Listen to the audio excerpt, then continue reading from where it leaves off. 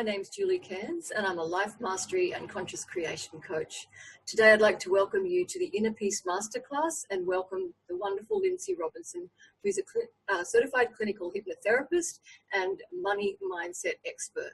Lynnsey works in the main with women, helping them work through issues and identify barriers to success and bringing more light and joy into their world. So I'd like to welcome you, Lynnsey, to the Inner Peace Masterclass. Yay! Thank you for having me. I'm so excited to talk to you today. Thank you so much for being with us. I think it's going to be a really great opportunity to really delve into the workings of hypnotherapy, how it actually works for people, because it's a little bit of a mysterious science, and I am blown away by its capacity to really bring peace into people's world. The more and more, I was hypnotized as a child, and I was 10 or 12 years old, and I look back and I remember that as a wonderful experience. But now I'm looking at it in a kind of a different way. I'm really seeing the breadth of its capacity to bring people to an understanding of the nature of life, of the nature of ongoing, endless, infinite nature of life. And that's, I know that you work with it on that level. So I thought I'd like to just sort of start asking you, what actually is hypnosis? How does it work? Oh my goodness. Okay. So what hypnosis is and how it works are probably the two main questions I get asked in my career. And as I was saying before we hit record, 50% of my job is not hypnotherapy. It's actually educating people what it is, which, even when I started doing hypnosis, I didn't even know. I thought I was going to learn this new magic trick and be able to, to show all my friends and be the cool one. But once you realize how simple and amazing it really is, it's a good thing and a bad thing, because it takes the magic out of it, but it also shows you, realistically, you could change your entire life. Like, how awesome is that? So hypnosis is simply a clear and focused state of mind that allows you as the client to go in and rework what's not working in your subconscious mind. So the only reason anyone's ever going to seek out a hypnotherapist probably is because they have a conscious goal or wish or desire or vision that they just seem to not be able to achieve. And that simple reason is because the subconscious mind just isn't on board. So all I'm doing as a hypnotherapist is getting your conscious desire on board with your subconscious programming so that they're working together. I don't know if you know this, a lot of people might not. The conscious mind, where we have our logic, reasoning, willpower, rational thinking, and decision-making skills, that entire portion of our mind is 10% of our entire mind power. It's like an iceberg. You see the tip, and then it seems huge, but then you get underneath and it's like, oh my gosh, this thing is so much bigger than I thought. 90% of who we are, emotions, automatic behaviors, programming, that's all in the subconscious mind. So it's the boss. It's the boss. You have to ask it permission and get it's okay no matter what you're doing. Otherwise, it's just not happening. So all I'm doing is getting the subconscious mind in line with what you consciously want to do. It's interesting. I was thinking, when you work with people, do you do it as a therapeutic session? I know you obviously take people in and out of that space, but do you find yourself doing counseling at either end of the sessions as part of the work you do? Yeah, so it's kind of, it depends on where you live, but there's a lot of different terms for what I do as a hypnotherapist. But the whole therapist part of my certification is the fact that I am able to help you figure out what's really going on. It's not my opinions, it's not my advice. I'm clearly just showing you, laying out all the different perspectives, and then you're going to tell me which one feels more accurate, which one feels best to you. And I think that's where a lot of people are attracted to hypnotherapy, or at least my job description, because I'm not telling you what to do. I'm not even giving you advice. I'm showing you the different options, and you get to decide where your path will go. You're walking the path. I'm just shining the flashlight on it. That's what I like to say. So, Lynnsey, what brought you to hypnotherapy? How did you end up with this particular modality? What made you fall in love with it? And what was your actual journey prior to hypnotherapy that took you there? Okay, so as a kid, I don't tell a lot of people this, but I feel like I can share in this space. But when I was a kid, I was the one that had the Ouija board. Mine actually glue in the dark. I had a glow in the dark Ouija board. I was fascinated by like the afterlife. I would go to the cemetery and try to figure out by touching the stones like how they died. Wow. I'm silly, but you know, it was so fast. Me and my friends, we used to like the cemetery was, I lived in like kind of a historical town in Michigan. And so like we had headstones from like the early 1800s. So it was like, history has always been a thing for me.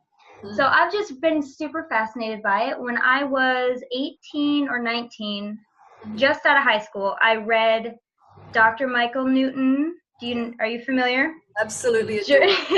Journey of Souls, Destiny of Souls. Yeah. Completely changed my life. Like I'm never going to be the same person I was before I opened that book, because your whole perspective and like your whole idea of what life is shifts.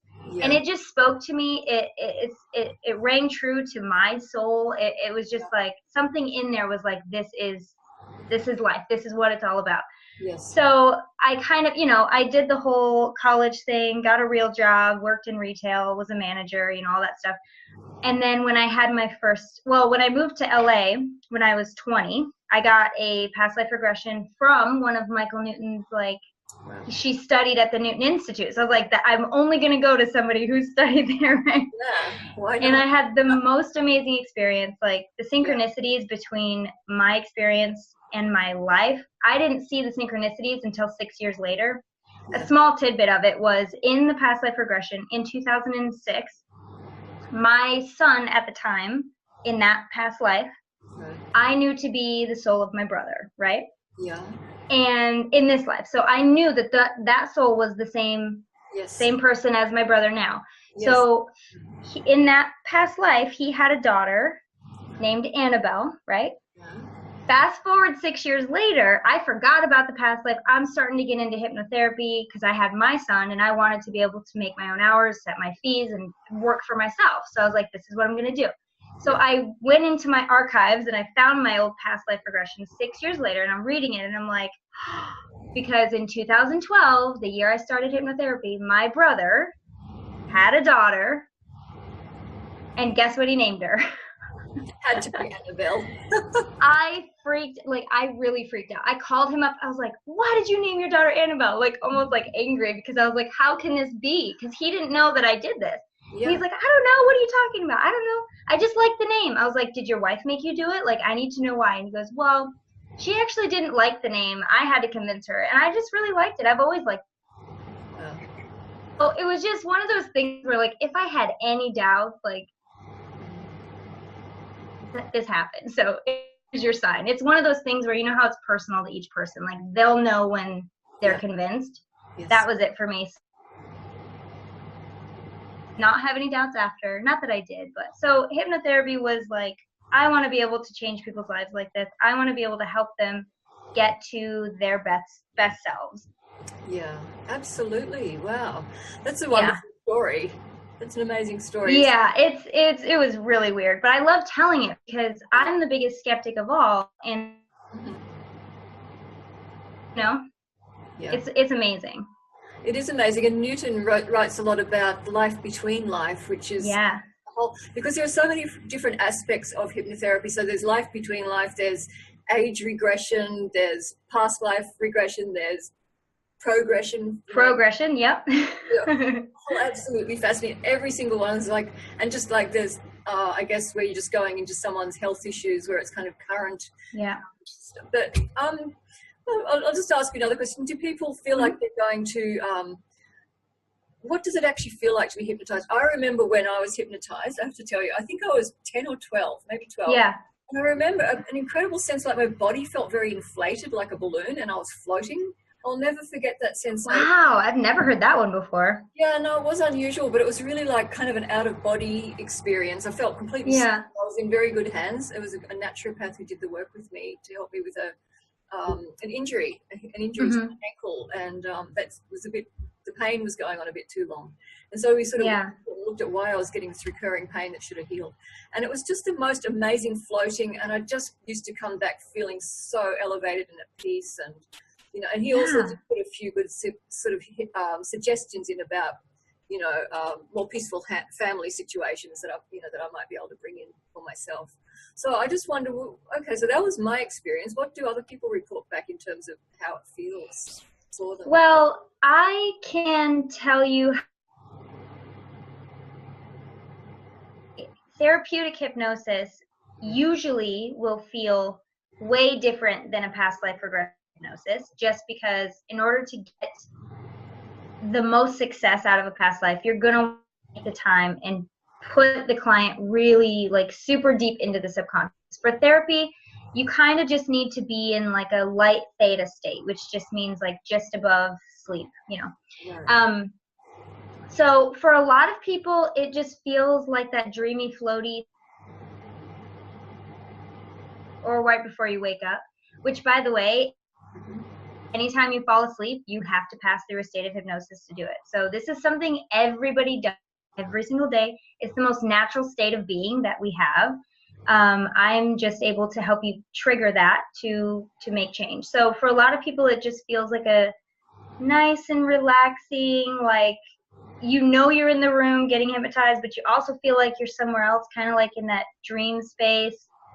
I don't know. You can talk. A lot of times I'll have clients talk to me during and relate what they're experiencing. So it's different for everybody, but it's always pleasant.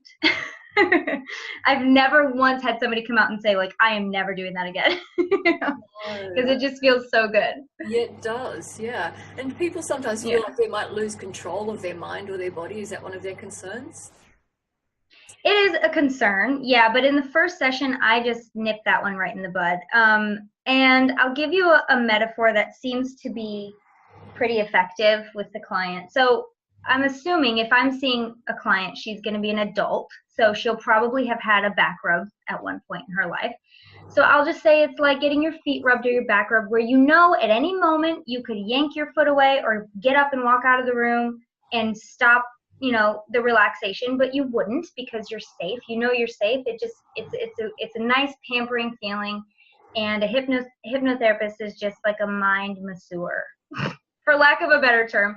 You're not losing control at any moment in the session, and you kind of have to experience it to really know. But you could get up and walk out. You could open your eyes. You could say, "Okay, I'm done. Count me out. Like I'm out of here." You're still there. Mm-hmm. It's just, instead of like right now when we're talking, our conscious minds are in the driver's seat. But in hypnosis, the subconscious kind of sits in the front seat and the conscious mind sits in the passenger seat.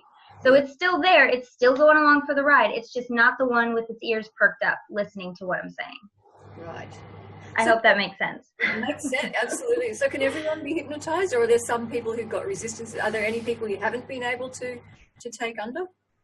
Well, like I said, everybody has the ability, but the crucial point is willingness. So if I were to try to hypnotize somebody that doesn't want to be hypnotized, it's never going to work. So like, for instance, I've had clients before come to me for smoking cessation, to stop smoking, because their wife or their doctor or somebody else wants them to quit. It's never going to happen. It's never going to work, because you have to have that willingness. I'm not a hijacker. I can't just like go in and start telling you stuff. Yeah. And in the same vein, I also can't make you think or say or do or believe or feel anything that goes against who you innately are as a person. The only thing I'm doing is taking those outdated patterns that you tell me are outdated and that you'd like to release, and we're just kind of connecting them to the things that you actually want to happen. So there's nothing I can do, and I don't know any hypnotist or hypnotherapist that could.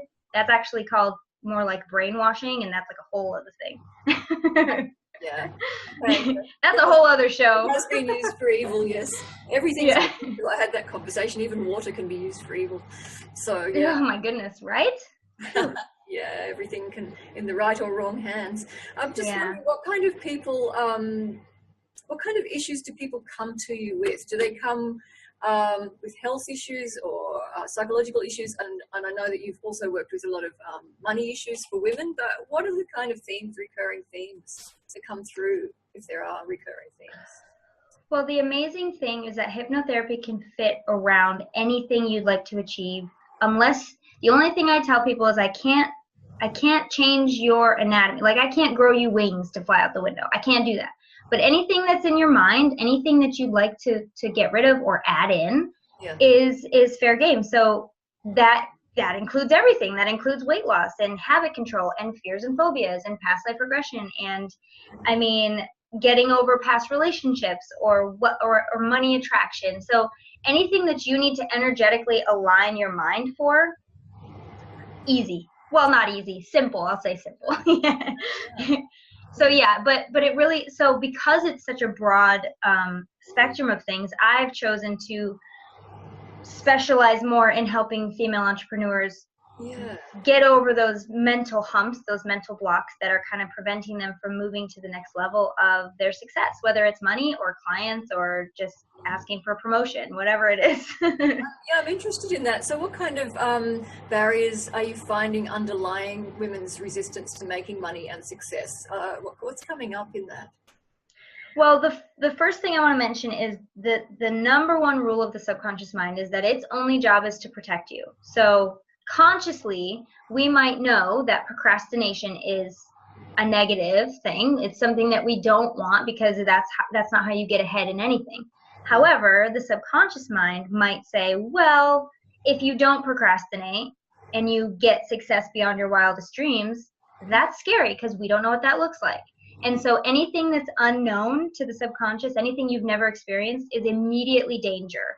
So it's really just about, so it's just about training your subconscious and letting it be comfortable knowing that it's safe if this happens, and getting that conscious and subconscious together. So a lot of, like I said, a lot of the themes that would come up, it's different for everybody, but procrastination is a big one.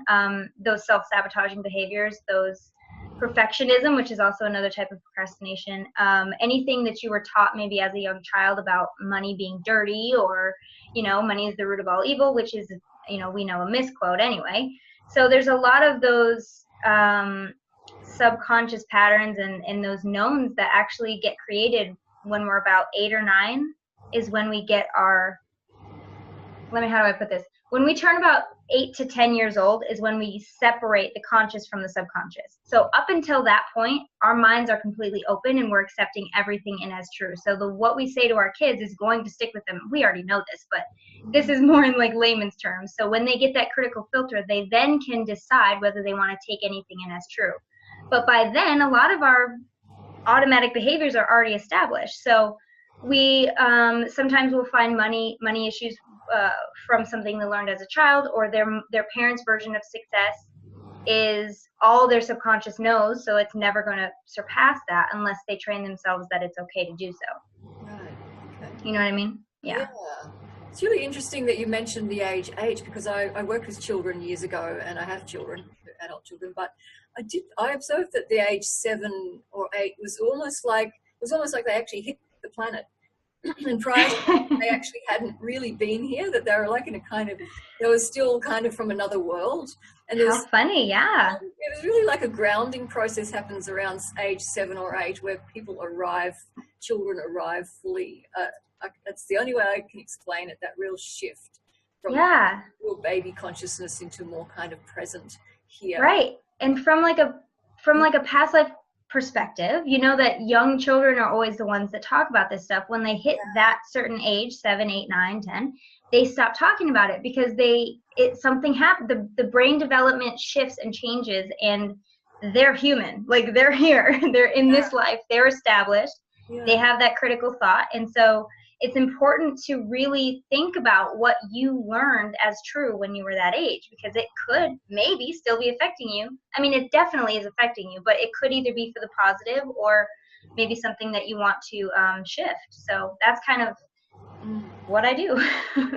and you said to me that one of your favorite areas in hypnotherapy is past life regression. Can you talk about it a little? I'd love to know more about it. I know my own research and understanding, but if you can just explain to myself and the viewers what that is for you, because it's fascinating, and it really opens up that whole thing of the experiences we're having now may not actually be generated from this lifetime.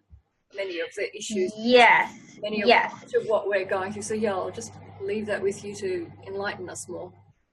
So I never approach my clients with the idea of a past life regression unless they've established to me that that's in their belief system. You know, I'm never going to solicit a past life onto somebody because it just might be too uncomfortable. Like hypnosis is a little uncomfortable in itself. So if I were to bombard them, you know, but for those that are open to it and for those that, you know, I feel like it would really help, I have no problem saying, or sometimes they'll just tell me like, what if this is something from a past life?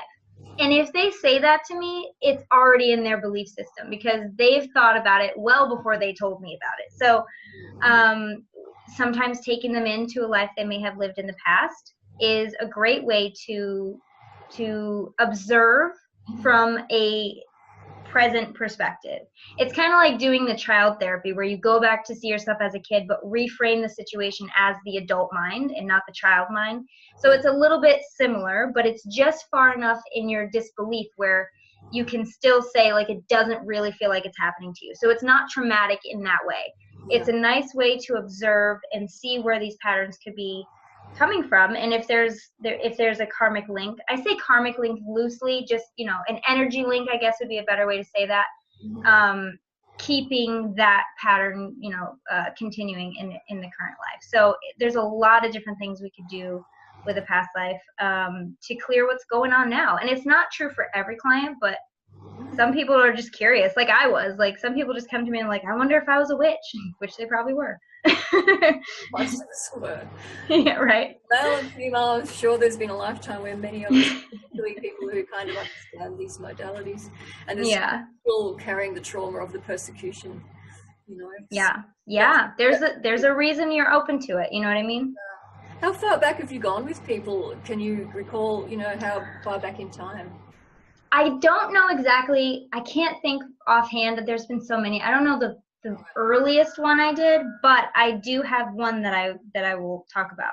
Yeah. Because it was fascinating. Like in a session, when I do a past life with a client, they might do one or two, usually one, sometimes two. This client basically got grabbed by his spirit guide and taken to like 7 different lives in a span of 50 or 60 minutes, where I'm frantically writing down everything he's saying. I can't write fast enough. I got the thing recording, but I like to take notes anyway. He's just going and going and going, and then he shifts and he goes to another one, and he's just relating everything that's happening. And it was amazing. Like, it was so amazing. And he went to like the 20s. He went to the 40s. I don't think he went past, I think the 20s was his earliest one. But I've had like 1800s. It's usually around the 17 or 1800s. Yeah. I have a colleague once that swears he had a client on a different alien planet, and I think that's fascinating. Yeah, absolutely. Yeah. I'm waiting for my first alien. I think there's a few people who relate to different planets more than this planet. Oh, for sure. For sure. Like people are coming out going, I think I don't really belong here. Yeah, and there's no, to me, there's no doubt about the fact that the Earth is shifting to a different energy level. Yeah. And some people are going to want to hang around for it, and some people are not going to, or some people are not ready. Yeah. And I have no doubt that's what's happening, and I would be so fascinated to just see in this climate of what's going on, see what kind of past lives would come up for people. I think it'd be super relevant. But anyway, yeah, so I am waiting for my first alien. So if anybody thinks they were an alien, I'd be happy to regress you to see.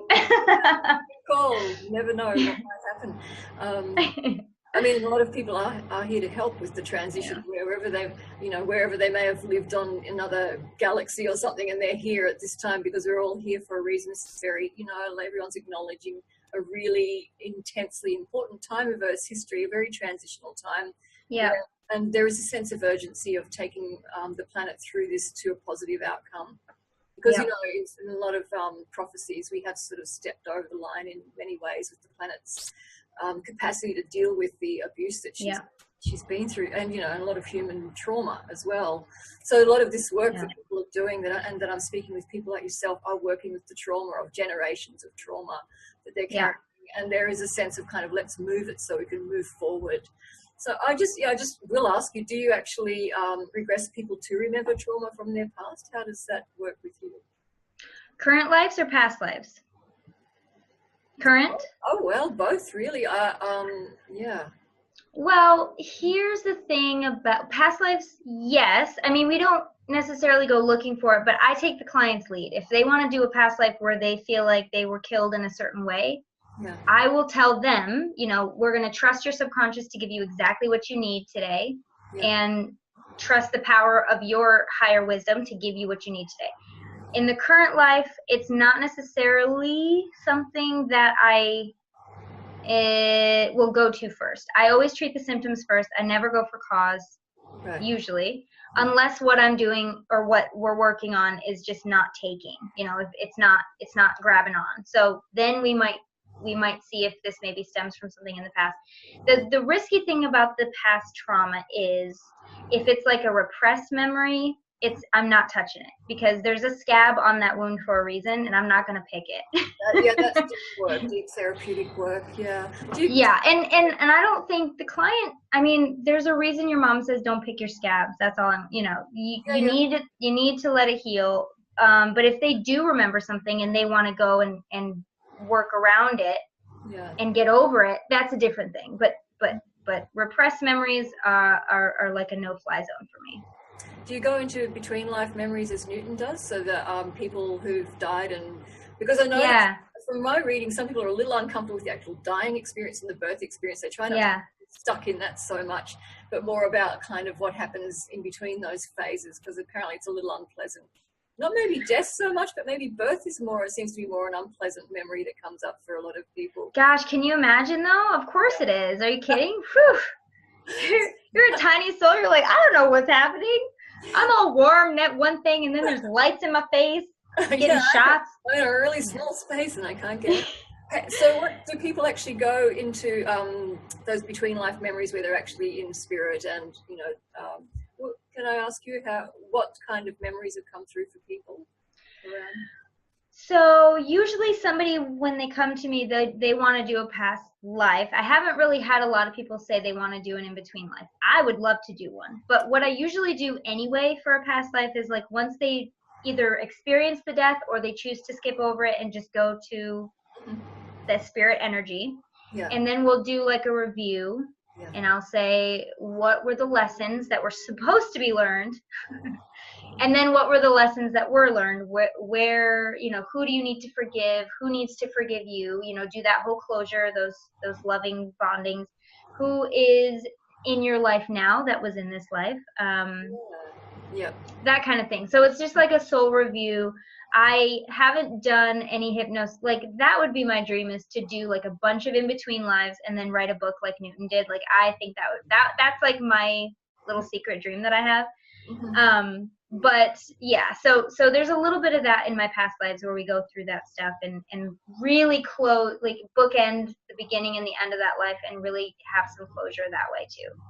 And so what you do, like, it's not like stage hypnosis, that seems to be where people really don't seem to know what they're doing. How real is that in your view? That was my very first question that I asked my teachers when I got my first class of hypnotherapy school. I said, what's the difference and how do I avoid that? Right. Well, it just, it's the reason why hypnosis, I think, is so gimmicky, and it has its place, it has its value. It's just not in my scope.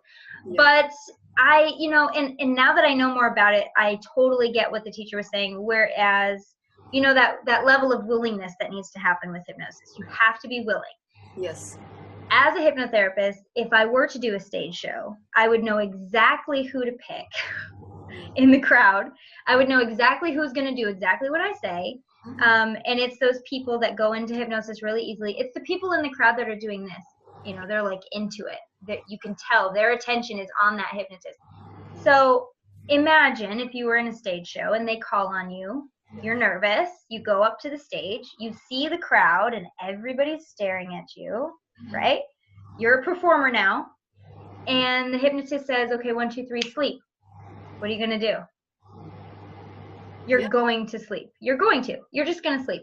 And then of course there are those people, and even if you don't want to, you're going to do it because they expect it of you, and everybody's staring at you. And if you didn't do it, you'd be the weirdo, right? It's a bit of peer pressure going on there.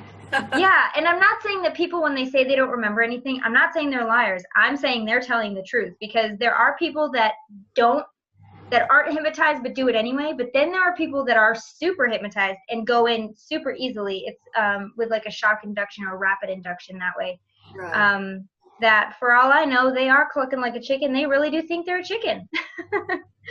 But it has no place in a therapeutic setting. You know? Oh, there's a little bit of humiliation goes on in there. I've always had mixed feelings about it. But if they're willing to, I mean, listen. If they walk up on stage, they must expect what's coming, right? Absolutely, yeah. And just as one of my last questions is, how does your work bring that sense of inner peace to people? I'm clear myself that anyone who can sort of see kind of a little more into life as being more than just this particular life that we're in now is going to definitely bring a sense of peace to people. But tell me how it works for you in terms of people accessing inner peace.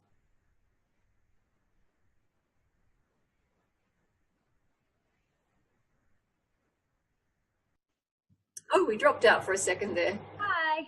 We dropped out for a second there. Did you hear that question? I'll keep that. I'll probably keep that in because it's okay. Did you hear that question, or do I need to ask again? The last thing I heard was you never knew what to think because it was kind of humiliating. And then I said, if they're walking up on the stage, they have to know what to expect. Well, no. Okay. So the next question was just around how does inner peace come to people through hypnotherapy? How does that? Because I said I feel very clear that it actually shows people that there's more to life than this current lifetime, and it can really bring that sense of closure or resolution or understanding to what they're going through now. Yeah, so I think hypnosis is one of the best ways, maybe meditation would be number 2, to communicate and connect, not just with your own soul, but with the universe itself and creation itself. Like it's really indescribable. But when you're speaking to your own higher wisdom and you're able to recognize that, oh, I do have all the answers. You know, I already know the right thing to do. I just needed somebody to help me listen to the right voice, which would be yours. You know, it would be your own voice. So I think that you can't not feel peace. You can't not feel joy, complete, having this connection with yourself and having this connection with your spirit guides or your angels or whatever term you use for those that are watching over you, those wise and loving somethings that always know what's best for you and always have the answers and always watch you and make sure you're protected. I mean, there's no way you can't feel that. And all hypnosis is doing is getting you to the space where you're listening to the right voice. You're listening to that voice that's talking to you all the time. No, I just see that a lot of the people who worked with you have experienced a lot of gratitude towards you just for what has come through for them, and that they have gone to a new place within themselves. And I just want to express gratitude to you as well for, you know, the work you do in the world. And thank you so much. And thank you so much for talking with us today. Can you just speak with the viewers about the free gift you're offering, which is an audio hypnosis? Yes. Speaking of joy, so I have this free audio, this free hypnosis for the morning when you first wake up and you're ready to take the day on. It's a great thing to listen to. It's called Morning Hypnosis for a High Vibe Day. Yeah. And you can listen to it every single day, and it gets you in the right space for you to be able to tackle whatever you want. And it keeps you in that high vibe space, because as we know, when you're in alignment with the high vibes, that's when the manifestations happen. That's when the miracles happen. That's when you attract what you want, because you're in that alignment. So this is a great way to help you stay that way every single day. Yeah, it's such a good way to start the day. It's like crucial. Well, thank you so much. I want to thank you very much for talking with us today, and I wish you very well in your work. Thank you so much, Julie. It's been such a pleasure. Thank you, guys. Thank you.